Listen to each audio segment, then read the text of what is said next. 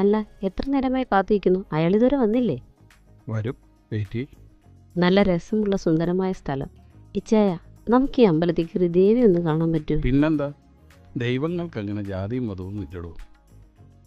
അല്ലേ വേണ്ട, കുളിച്ച് ശുദ്ധിയോടെ വേണ്ട ഈ അമ്പലത്തിൽ കയറാൻ. നമ്മളാണെങ്കിൽ നോൺ വെജും കഴിച്ചിട്ടാണ് വന്നേക്കുന്നത്. ജോസഫ് സാറെന്താ ഇവിടെ? ഈ നാട്ടിൽ വരേണ്ട ഒരു കാര്യം ഉണ്ടായിരുന്നു. തിരിച്ചു പോകാൻ നേരത്താണ് ആലോചിച്ചത് താനിവിടെ ഉണ്ടല്ലോ. ഞാനിവിടെ അമ്പലത്തിൽ കാണുമെന്ന് ആര് പറഞ്ഞു? ആ കവലയിൽ വന്ന് വീട്ടിലേക്കുള്ള വഴി ചോദിച്ചപ്പോൾ അവർ പറഞ്ഞു നീ അമ്പലവാസിയാണ്, ഇവിടെ ഉണ്ടാവും. അങ്ങനെ നേരെ ഇഞ്ഞു പോന്നു. ഇതെൻ്റെ ഭാര്യ സൂസൻ. സാറ് പറഞ്ഞ് ഞാൻ കേട്ടിട്ടുണ്ട്. കാണാൻ പറ്റിയ സന്തോഷം. ഇച്ചായൻ എപ്പോഴും ഉണ്ണികൃഷ്ണൻ്റെ കാര്യം പറയാറുണ്ട്. താനിനി കമ്പനിയിലേക്ക് തിരിച്ചു വരുന്നില്ലെന്ന് തന്നെയാണോ തീരുമാനം? 10-20 കൊല്ലം ഗൾഫിൽ ചൂടിക്കിടന്ന് പണിയെടുത്തതല്ലേ, മടുത്തു സാറേ. ഇനി ഈ നാടും കൃഷിയും അമ്പലവും ആയിട്ട് കഴിയാമെന്ന് വിചാരിച്ചു. അല്ല, ഉണ്ണികൃഷ്ണൻ്റെ ഭാര്യയും മക്കളൊക്കെ? എനിക്ക് പെണ്ണും പിടക്കൊഴിയൊന്നും ഇല്ല മാഡം. ബാധ്യതകളെല്ലാം ഒതുക്കുന്ന തിരക്കിൽ ഒരു കുടുംബം ഉണ്ടാക്കാൻ സമയം കിട്ടിയില്ല. താൻ വയസ്സൊന്നായിട്ടില്ലടോ, ഇനിയും സമയമുണ്ട്. സാറ് വണ്ടി എടുക്ക്, വീട്ടിൽ പോയി സംസാരിക്കാം. സമയം വൈകി. എന്നാൽ പിന്നെ ഞങ്ങൾ ഇനി ഒരു സാവാം. ഉണ്ണികൃഷ്ണൻ വേഗം ഒരു കല്യാണം കഴിക്കാൻ നോക്ക്. ഞങ്ങളാ കല്യാണത്തിനൊന്ന് അടിച്ചു പൊളിക്കാൻ കേട്ടോ. എന്നാലും ഇവിടം വരെ വന്നിട്ട് സൂസൻ പറഞ്ഞത് കേട്ടല്ലോ, താനൊരു പെണ്ണ് കേട്ടോ. അപ്പോൾ ഞങ്ങളെ വിളിച്ചാൽ മതി. ഉണ്ണികൃഷ്ണ, ഞാൻ പറഞ്ഞത് മറക്കണ്ട. അപ്പം പിന്നെ കാണാം.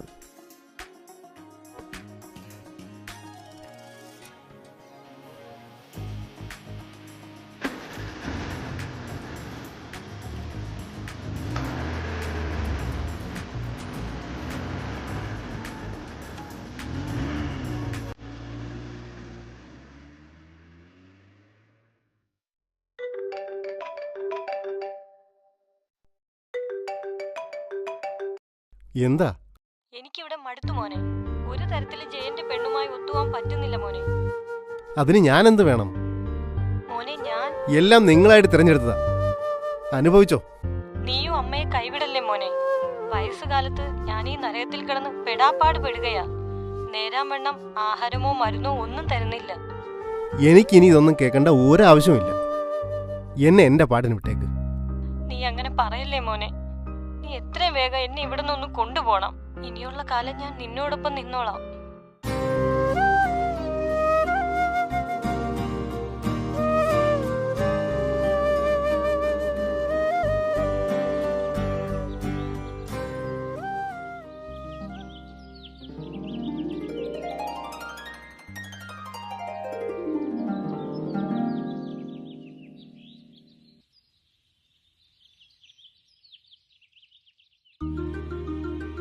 ആ, ഇതാരാ? ചേട്ടനോ? ചേട്ടൻ ഇവിടേക്കുള്ള വഴിയൊക്കെ മറന്നു എന്നാ വിചാരിച്ചേ. ഗതി കേട്ടാ വന്നല്ലേ പറ്റൂ. ഏട്ടന് കുടിക്കാൻ എന്തെങ്കിലും എടുക്കാം. ഓ, കുറച്ച് ചൂടുവെള്ളം എടുത്താ. ഓ, അയ്യോ. ഓ, എന്തുണ്ട് ചന്ദ്രഹാസൻ പിള്ള വിശേഷങ്ങൾ? ഓ, എന്ത് വിശേഷം, ഇങ്ങനെയൊക്കെ അങ്ങ് പോന്നു. നേരത്തിന് തിന്നാനും കുടിക്കാനൊക്കെ കിട്ടുന്നില്ലേ? അത് പോരെ? അല്ല മച്ചമ്പി, മേപ്പാട്ടുകാരുടെ ഈ തറവാട്ട് മഹിമയൊക്കെ പോയിട്ടും നിങ്ങളുടെ നെകളിപ്പിനൊരു കുറവുമില്ലല്ലോ. എനിക്കിനി എന്തോന്നും നെകളിപ്പ്. അകത്തോട്ടൊരെണ്ണം പോയിട്ടുണ്ടല്ലോ, എൻ്റെ ഭാര്യ, നിങ്ങളെ പെങ്ങള്. അവളോട് പറയണം പൊങ്ങച്ചൊക്കെ ഒന്ന് കുറയ്ക്കാൻ.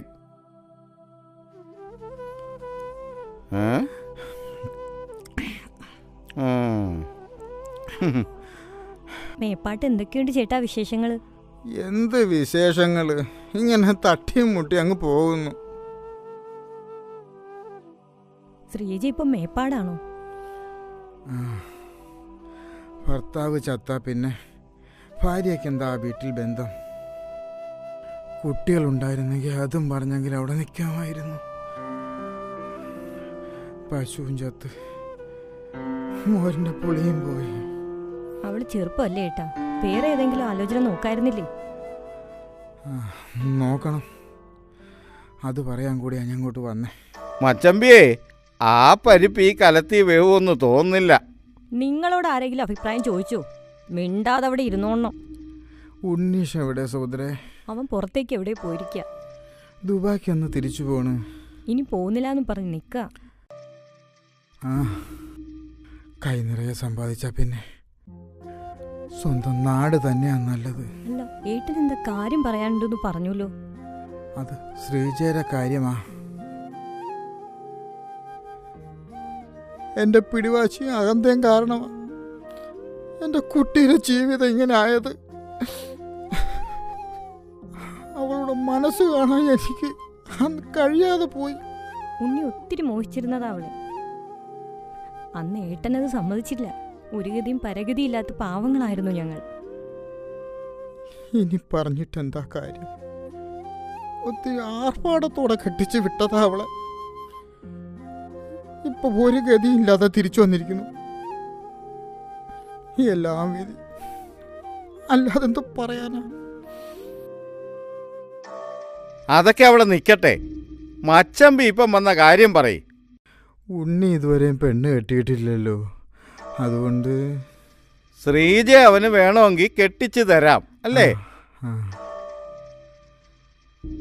മച്ചമ്പിയെ ആ പൂതി അങ്ങ് മനസ്സിൽ വെച്ചേരാ. അന്ന് പെണ്ണ് ചോദിച്ചു വന്നപ്പോഴേ നിങ്ങളെൻ്റെ ഈ കവിളത്തടിച്ച പാട് ചന്ദ്രഹാസം മരിക്കോളം മറക്കൂല. നിങ്ങളോട് ആരെങ്കിലും അഭിപ്രായം ചോദിച്ചോ? മിണ്ടാതെ അവിടെ ഇരുന്നോണം. ഈ കാര്യത്തിലേ എന്നെ മിണ്ടാതിരുത്താന്ന് നീ കരുതണ്ട സുഭദ്രേ. ഉണ്ണി ഒന്ന് വന്നോട്ടെ, അവനിതറിയട്ടെ. അവൻ തന്നെ ഒരു തീരുമാനം എടുക്കട്ടെ. എന്ത് തീരുമാനം എടുത്താലും ഞാൻ സമ്മതിക്കൂല.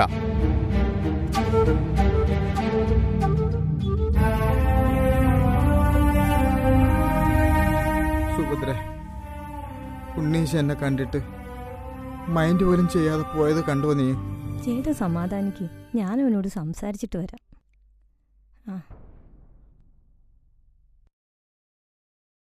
അല്ല രാമമാമനോ? എന്താ മാമ പതിവില്ലാത്തൊരു വിസിറ്റ്? വിശേഷമല്ലോ ഉണ്ടോ? ഓ, ഇത്രയും കാലമില്ലാത്ത വിശേഷം.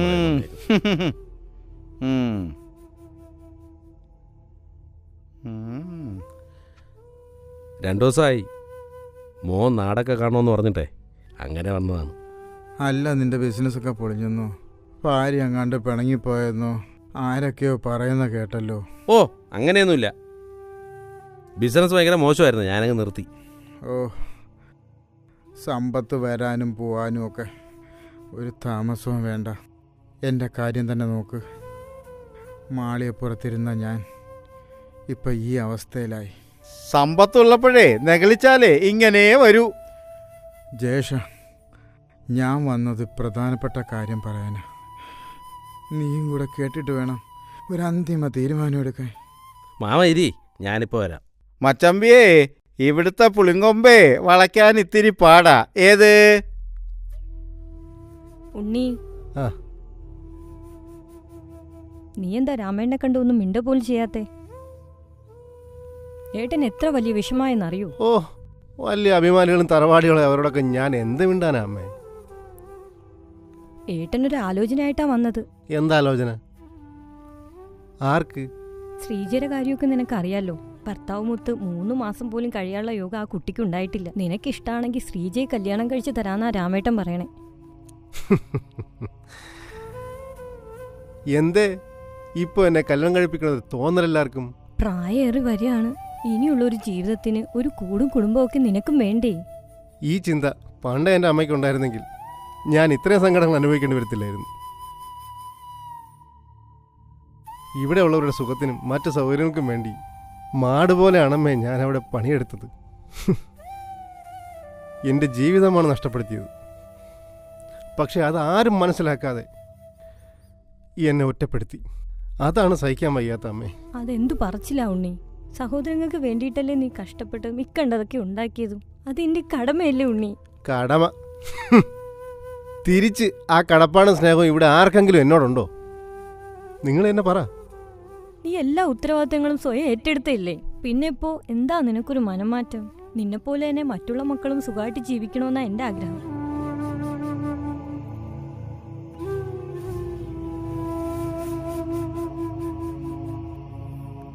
അല്ലമ്മേ, ജേട്ടൻ വന്നിട്ട് 2 ദിവസമായല്ലോ. പ്രിയയും കൊച്ചും ഇന്നലെയും വന്നിട്ട് പോയി. ഇവിടെ എന്തൊക്കെയോ രഹസ്യങ്ങൾ ചീഞ്ഞു നടന്നുണ്ട്. എന്താണെന്ന് അമ്മ എന്നോട് പറ. അവർക്കെല്ലാവർക്കും ഓരോ പ്രശ്നങ്ങളും പ്രാരാബ്ദങ്ങളും ഒക്കെ അല്ലേ ഉണ്ണി. ബിസിനസ്സൊക്കെ തകർന്ന് ജയൻ ആകെ പരിങ്ങല്ല. പട്ടണത്തിലെ വീടും വിറ്റ് എല്ലാ കടങ്ങളും തീർക്കാനാ അവന്റെ പ്ലാൻ. എന്നാലും തീരില്ലാത്രേ. അതിനിപ്പം ഞാൻ എന്ത് വേണമെന്നാ?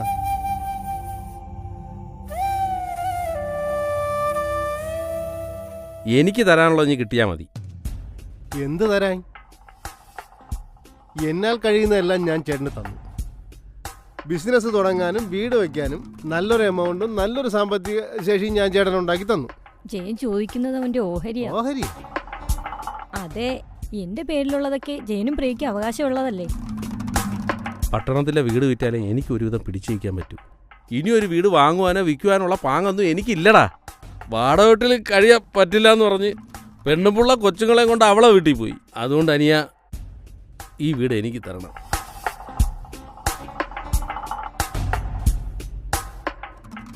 ഞാൻ സ്വാർത്ഥനല്ലാത്തതുകൊണ്ട് ഒക്കെ അമ്മയുടെ പേരിൽ വാങ്ങിക്കൂട്ടി. ഏട്ടനും പ്രിയയ്ക്കും എല്ലാം വീതം വെച്ച് കൊടുത്തോ. വീതം വയ്ക്കുമ്പോൾ എനിക്കായി ഒന്നും മാറ്റി വയ്ക്കരുത് അമ്മേ. നിന്നോട് ആലോചിക്കാണ്ട് എനിക്ക് എന്താടാ ചെയ്യാൻ പറ്റുക? ഒക്കെ നീ സമ്പാദിച്ചതല്ലേ. അമ്മേ, ഈ വീടും പറമ്പും എത്രയും വേഗം എൻ്റെ പേരിലാക്കണം.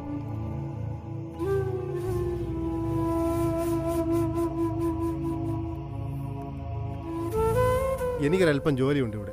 എല്ലാവരും മുറിയിൽ നിന്ന് ഇറങ്ങിക്കഴിഞ്ഞാൽ സൗകര്യമായിരിക്കും.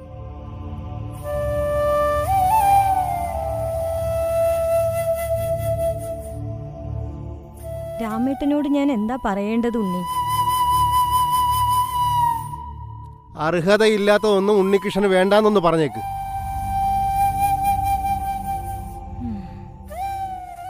എടാ ശിവരാമ, ഈ രാമൻപിള്ള ഒരു കാര്യമായിട്ടാ അത് വെടിപ്പായിട്ട് ചെയ്തിരിക്കും. അത് ഞങ്ങൾക്കറിയാമല്ലോ. അങ്ങനെ നല്ല വെടിപ്പായിട്ട് ചെയ്തിരിക്കും. രാമൻപിള്ളച്ചേട്ടൻ ആരാ മോൻ? അതെ അതെ, കേരളത്തിലെ എണ്ണി പറയുന്ന ആനകളെ ഇവിടെ കൊണ്ടുവന്നിരിക്കും. അതോടൊപ്പം മേളക്കാരെ. അങ്ങനെ ആ അസുര വിത്തുക്കൾ വരുന്നുണ്ട്.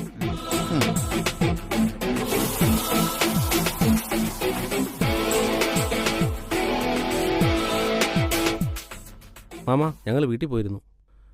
മാമനോടൊരു കാര്യം സംസാരിക്കാനുണ്ടായിരുന്നു. എന്താ? കാശിന്റെ കാര്യം വല്ലതും ആണെങ്കിൽ ആദ്യമേ പറഞ്ഞേക്കാം, നടക്കില്ല. ആർക്ക് വേണം നിങ്ങളുടെ കാശ്? ഞങ്ങൾക്ക് സംസാരിക്കാനുള്ളത് ശ്രീജയുടെ കാര്യമാണ്. ശ്രീജയോ? ഏത് ശ്രീജ? ഓ, എന്റെ മോള് ശ്രീജ. അവക്കെന്തു പറ്റി? ഞാനിങ്ങോട്ട് വന്നപ്പോ നമ്മള് പയറ് പോലെ നിൽക്കുന്ന കണ്ടല്ലോ. അതല്ല മാമ, ഞങ്ങളുടെ കല്യാണക്കാര്യമാണ് മാമനോട് പറയാനുള്ളത്. ഓഹോ, അതൊക്കെ തീരുമാനിച്ചോ? അതെ, എപ്പോഴാ കല്യാണം? എടാ സോമ, ശിവരാമ, നിങ്ങളൊക്കെ കേട്ടില്ലേടാ എന്റെ മോളെ കല്യാണമെന്ന്? അത് ഞാനറിയാതെ. അങ്ങനെ സദ്യ ഒരുക്കട്ടെ. പോടാ. അതിനെന്ത് യോഗ്യതയാടാ നിനക്കുള്ളത്? ട്യൂട്ടോറിയൽ തോറും പഠിപ്പിച്ചും അമ്പലങ്ങൾ തോറും പാട്ടും പാടി നടക്കുന്ന നിനക്ക് എന്ത് ധൈര്യത്തിന്റെ പുറത്താടാ എന്റെ മോളെ കെട്ടിച്ചിരേണ്ടത്? ഒരു യോഗ്യതയില്ലാത്ത നിന്റെയൊക്കെ തന്തയ്ക്ക് എന്റെ പെങ്ങളെ കെട്ടിച്ചു കൊടുത്തത് അയാളുടെ സ്വത്തും പണവും കണ്ടിട്ട് തന്നെയാ. ഒടുവിലോ എല്ലാം വിറ്റു തുലച്ച് കുടിച്ച് നശിപ്പിച്ച് എന്റെ പെങ്ങളെ വഴിയാധാരമാക്കി. ഇനി ആ തെറ്റാവർത്തിക്കില്ല. ഇനി ആ മോഹമൊക്കെ കളഞ്ഞിട്ട് നീയൊക്കെ പോയിന്റ് പിള്ളേർമാരെ. ഇനി മേലാൽ എന്റെ മകളുടെ കണ്ണ് വെട്ടത്തെങ്ങാനും വന്നു പോയാൽ അറിയാലോ രാമപിള്ളയെ. പിന്നെ നിങ്ങളങ്ങ് ഒലത്തും. വേണ്ടി വന്നാൽ മേൽപ്പാട്ട് വന്ന് അവളെ വിളിച്ചിറക്കിക്കൊണ്ട് പോകും. ആഹാ, അത്രയ്ക്ക് ധൈര്യം ഉണ്ടെങ്കിൽ വന്നിറക്കിക്കൊണ്ട് പോടാ. കാണിക്കും, കാണിച്ചിരിക്കും. പാടാ.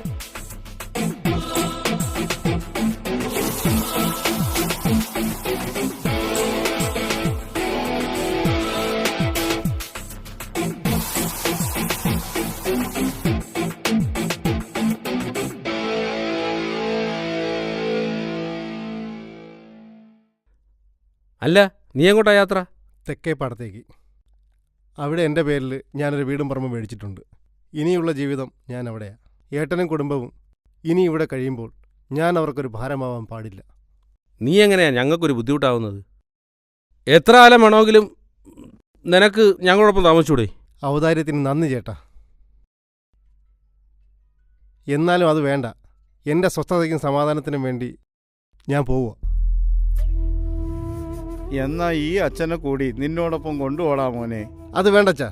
അച്ഛൻ ഇവിടെ ഉണ്ടാവണം. കാലം തന്ന ശിക്ഷ ഏറ്റുവാങ്ങി ഈ ഭൂമുഖത്ത് അച്ഛൻ ഉണ്ടാവണം. ഞാൻ പോവുക.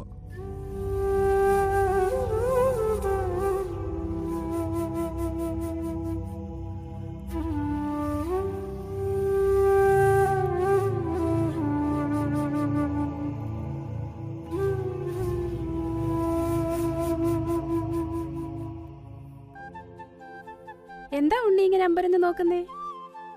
ഉണ്ണിക്ക് എന്നെ മനസ്സിലായില്ലേ? സംശയിക്കണ്ട, ഞാൻ മായ ഗോപിനാഥ്, FBയിലെ ഉണ്ണിയുടെ ബെസ്റ്റ് ഫ്രണ്ട്. മായ? മായ എന്താ ഇവിടെ? അതും ഒരു മുന്നറിയിപ്പും ഇല്ലാതെ? ആ, മുന്നറിയിപ്പില്ലാതെ വരുന്ന സംഭവങ്ങളാണല്ലോ എൻ്റെ ജീവിതത്തിൽ ഉണ്ടാകുന്നത്. ഉണ്ണിയെ ഒന്ന് കാണണമെന്ന് ഉത്കടമായ ആഗ്രഹം തോന്നി നേരെ വെച്ച് പിടിച്ചിങ്ങി പോകും. ഈ വീട് കണ്ടെത്താൻ ഒത്തിരി കഷ്ടപ്പെടേണ്ടി വന്നു. മായ കയറിയിരിക്കും. ഞാനൊരു ചായ എടുക്കാം. ഇപ്പൊ ചായ ഒന്നും വേണ്ട, ഉണ്ണിയുടെ അതിശയൊന്നും ഇനി മാറിയിട്ടില്ലല്ലേ. ഞാൻ വന്നതൊരു ബുദ്ധിമുട്ടായോ? ഏയ്, അങ്ങനെയൊന്നുമില്ല. ഏറെ നാളുകളായി അതിഥികളാരും വരാത്ത വീടാണിത്. അതിന്റെ ഒരു അമ്പരപ്പ് എനിക്കുണ്ട്. ചാറ്റിങ്ങിലൂടെ ഉണ്ണി പറഞ്ഞത് എനിക്കറിയാലോ. പക്ഷെ ഞാനിപ്പോ വന്നിരിക്കുന്നത് ഒരു അതിഥിയായിട്ടല്ല. പിന്നെ എന്റെ കാര്യങ്ങള് കുറെയൊക്കെ ഞാൻ ഉണ്ണിയോട് പറഞ്ഞിട്ടുണ്ടല്ലോ. ഒരേ വഴിയിലെ യാത്രക്കാരാണ് നമ്മളെന്ന് തോന്നിയുകൊണ്ടാണ് ഞാൻ ഉണ്ണിയോടെല്ലാം തുറന്നു പറഞ്ഞത്. എനിക്ക് മടുത്തു ഉണ്ണി. ആ കൊട്ടാരം പോലുള്ള വീടും അവിടുത്തെ സൗകര്യങ്ങളും ഒക്കെയും എല്ലാം വിട്ടിട്ട് ഇറങ്ങി വന്നിരിക്കുകയാണ് ഞാൻ. മായ എന്താ ഈ പറയുന്നത്? എന്താ എന്താ തന്റെ പ്രശ്നം? എനിക്ക് ഉണ്ണിയോട് ചിലത് ഉള്ളു തുറന്ന് പറയാനുണ്ട്. അതിനെന്താ? മായ ബാഗെല്ലാം ഇങ്ങോട്ട് വെച്ചോളൂ. ആ ശരി. എത്ര മനോഹരമാണ് ഉണ്ണിയുടെ ഗ്രാമവും അമ്പലവും ഒക്കെ. Really fantastic. അതുകൊണ്ടാണല്ലോ ദീർഘകാലത്ത് പ്രവാസ ജീവിതമെല്ലാം നിർത്തി ഞാൻ ഇങ്ങോട്ട് വരാൻ തീരുമാനിച്ചത്. ഉണ്ണിക്ക് അത്രയ്ക്ക് ഇഷ്ടമാണ് ഇവിടം. അതെ, ഈ ഗ്രാമത്തിനൊരു ശുദ്ധിയുണ്ട്. സ്നേഹത്തിന്റെ പ്രാവുകൾ ചിറകടിക്കുന്ന സംഗീതത്തിന്റെ ഒരു ശുദ്ധിയുണ്ട്. ആഹാ, ഉണ്ണിയും നല്ലൊരു കവിയും കലാകാരനും ഉണ്ടല്ലോ. ഞാനിവിടെ ഇവിടെയും കൂടിക്കോട്ടെ ഉണ്ണി. അതിനെന്താ, കൂടിക്കോളൂ. നഗരവും നഗരജീവിതവും ഒക്കെ മടുത്തോ? സത്യമായിട്ടും എല്ലാം എനിക്ക് മടുത്തുണ്ണി. ഓരോ ദിവസങ്ങളും വിരസതയുടെ തടവിൽ കിടന്ന് ഞാൻ വേർപ്പ് മുട്ടി മരിച്ചുകൊണ്ടിരിക്കുകയാണ്. തനിക്ക് എന്താ പറ്റിയെന്ന് എനിക്കറിയില്ല. എന്താടോ, എന്താ പറ്റിയത്? ഏകാന്തതയും അരക്ഷിതാവസ്ഥയും കൂടി എന്നെ വല്ലാതെ സ്ട്രഗിൾ ആക്കുന്നുണ്ണി. ഒറ്റപ്പെടൽ എന്നെ ഭ്രാന്ത് പിടിപ്പിച്ചിരിക്കുന്നു. എന്നെ അതിൽ നിന്നൊക്കെ ഒന്ന് രക്ഷിക്കാമോ ഉണ്ണി? തൻ്റെ ഭർത്താവും മകളും ഒക്കെ?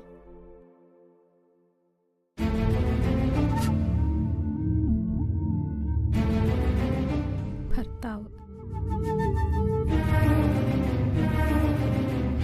20 വർഷത്തെ ദാമ്പത്യം ഒരു പേപ്പർ തുണ്ടിൽ എഴുതി അവസാനിപ്പിച്ചിട്ട് ഒരു പുതിയ കൂട്ടുകാരിയോടൊപ്പം പോയി. കഴിഞ്ഞ ആഴ്ച കാനഡയിൽ പഠിക്കുന്ന മകനും ഇങ്ങോട്ട് തിരക്കി വരാതെ കുറേ നാളായി. സമ്പന്നതയുടെ വിരസതയും മടുപ്പിക്കുന്ന ഏകാന്തതയും ഉണ്ണിയുടെ മെസ്സേജുകളും ചാറ്റുകളുമായിരുന്നു എനിക്കൊരു ആശ്വാസം. അത് ആശ്രയമായി ഞാൻ കാണുന്നു. ഉണ്ണി പറഞ്ഞു തന്ന ആശ്വാസത്തിൻ്റെ വാക്കുകൾ, പ്രതീക്ഷയുടെ ഊർജവും, അത് എന്നെ പ്രണയിനിയാക്കിയിരിക്കുന്നു. ഉണ്ണിയുടെ മാത്രം പ്രണയിനി. ഉണ്ണിയുടെ സ്നേഹവും കരുതലും എനിക്ക് വേണം. അതിനുവേണ്ടിയാണ് എല്ലാം ഉപേക്ഷിച്ച് ഞാൻ ഉണ്ണിയെ തേടി ഇവിടെ വന്നത്. എന്നെ കൈവിടല്ലേ ഉണ്ണി. മായയുടെ അപേക്ഷയ്ക്ക് മുന്നിൽ ഞാൻ ഉത്തരം മുട്ടി നിന്നു. അതിൻ്റെ കാരണം എന്താണെന്നുള്ളത് ഞാൻ അയച്ച മെസ്സേജിലുണ്ട്. ഒന്ന് വായിച്ചു നോക്കൂ.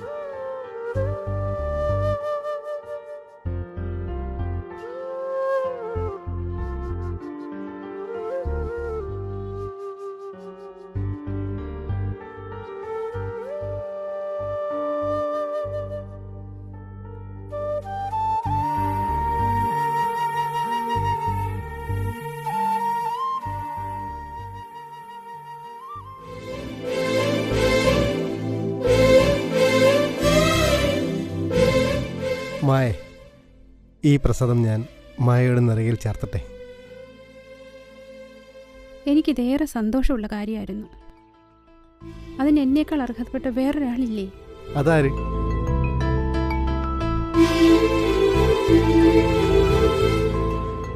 ശ്രീജേ, ശ്രീജേ,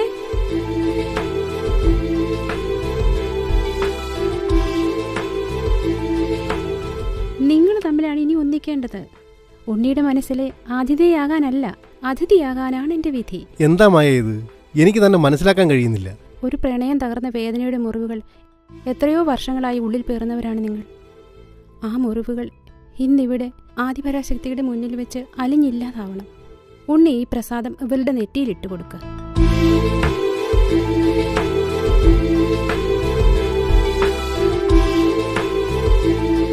അപ്പോഴേ ഇനി ഞാൻ പോകട്ടെ. ഇനി ഞാൻ വരും നിങ്ങളുടെ അതിഥിയായിട്ട്.